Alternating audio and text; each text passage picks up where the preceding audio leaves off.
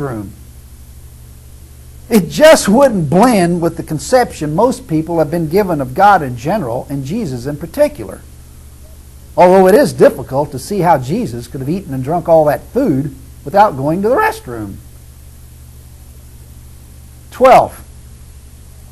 Genesis 3:4-5 says, quote, "The serpent said to the woman, 'You shall not surely die, for God knows that in the day you eat thereof, your eyes shall be opened, and you shall be as gods, knowing good and evil.'" Unquote. Reference to a talking serpent is not the kind of information that one would find in a scientifically valid book. 13th. Genesis 2:19-20 says, quote, "Out of the ground the Lord God formed every beast of the field and every fowl of the air, and brought them to Adam to see what he would call them. And whatever Adam called every living creature, that was its name." Unquote.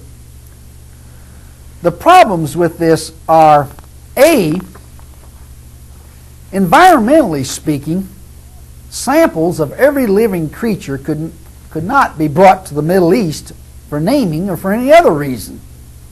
Many would die because of changes in climate or other factors.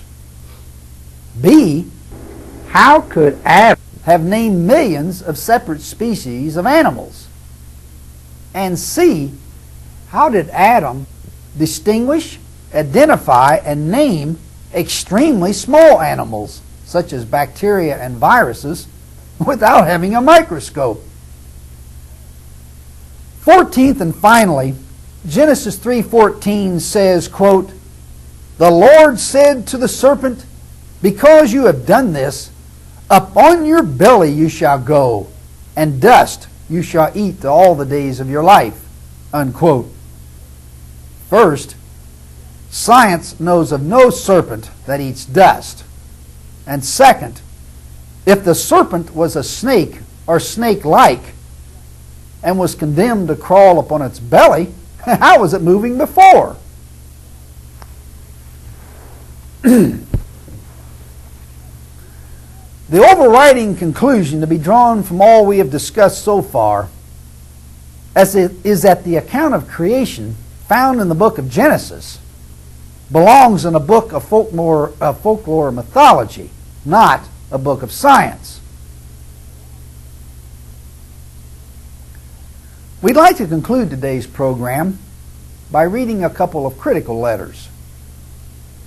The first comes from a reader of our publication who lives in Fort Worth, Texas.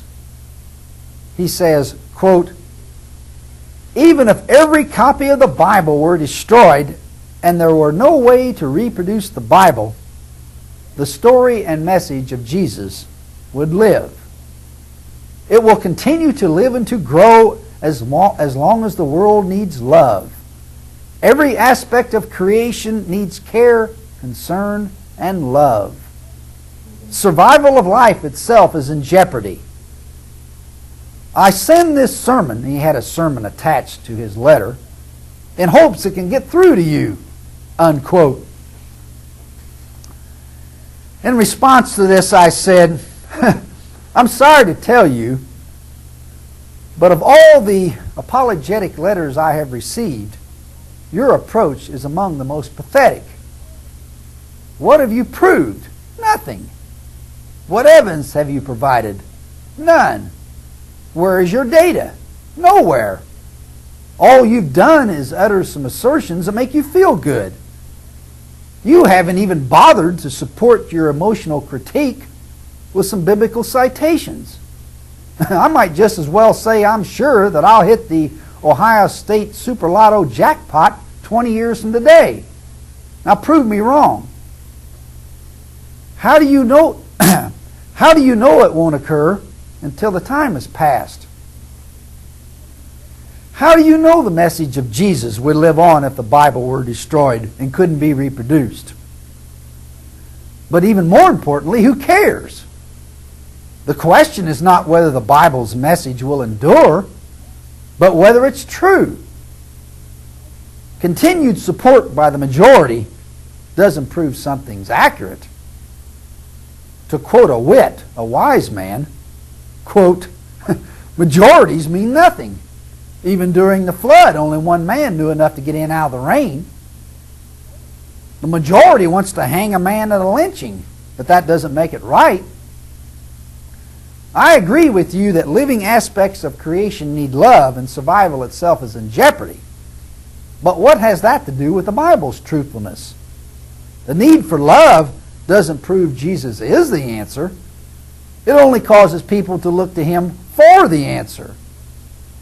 As far as that sermon you sent me is concerned, it's difficult to see how it could get through to anybody in light of its glaring inaccuracies. Proof for this is easily shown by looking at a statement on page 2. It says, quote, He, and of course it's referring to Jesus, did not believe there was a devil, but he believed that power was demonic, unquote. My friend, Jesus not only believed the devil existed, but he had conversations with him. You need to read Luke 4, 3-8 and Matthew 4, 3-10. Our second letter is from a critic in Huron, California, who's responding to the second question on one of our pamphlets, which is, why are we being punished for what Adam and Eve did, especially in light of Deuteronomy 24:16, which says the fathers shall not be put to death for the children, neither shall the children be put to death for the fathers, but every man shall be put to death for his own sins. Our writer says, quote, the reason death spread to all, Paul explains, is that all sinned, and he has that in big letters, all sinned.